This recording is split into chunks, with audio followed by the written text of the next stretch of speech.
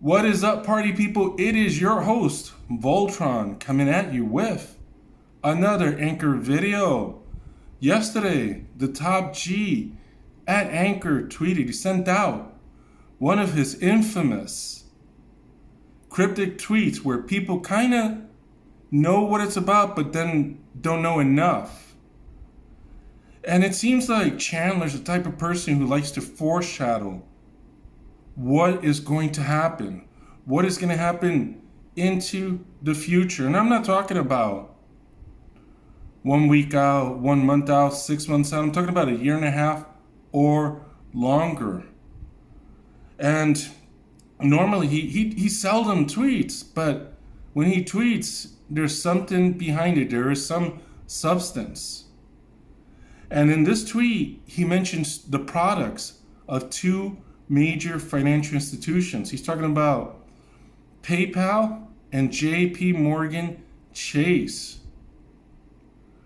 You know, about 3 months ago, I posted a video that I was getting gut feelings that Anchor is working with JPMorgan Chase. Some of you guys call me crazy.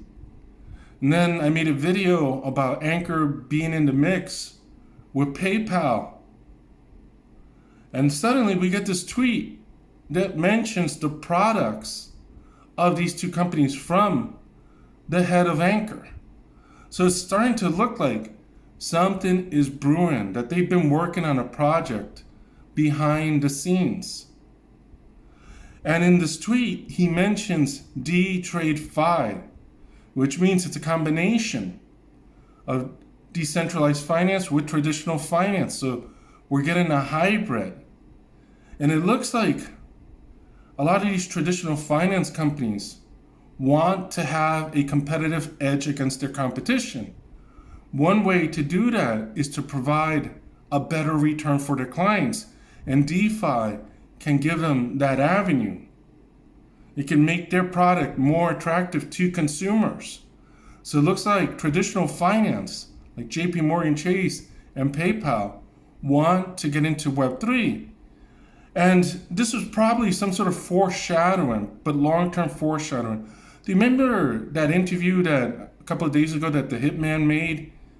And one of the topics that they brought up was regulation. So it seems like a lot of traditional finance love Web3, like what Web3 has to offer, but they're moving along a little slower than usual here in the USA because of pending regulations. No one knows what is going to happen.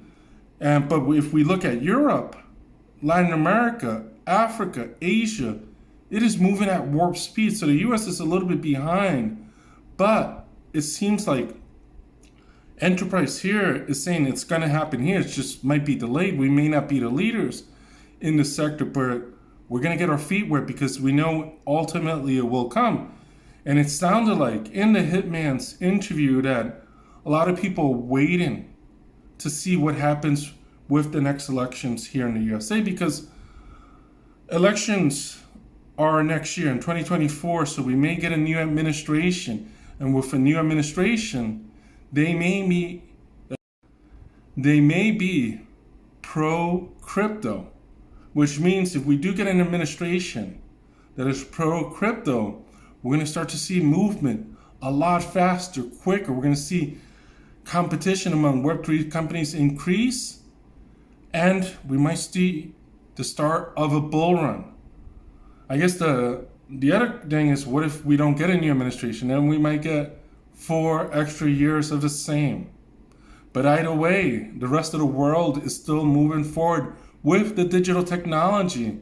There's going to be a point where the US can't halt it anymore, and it's time to join the Web3 revolution. Until next time, guys, peace out.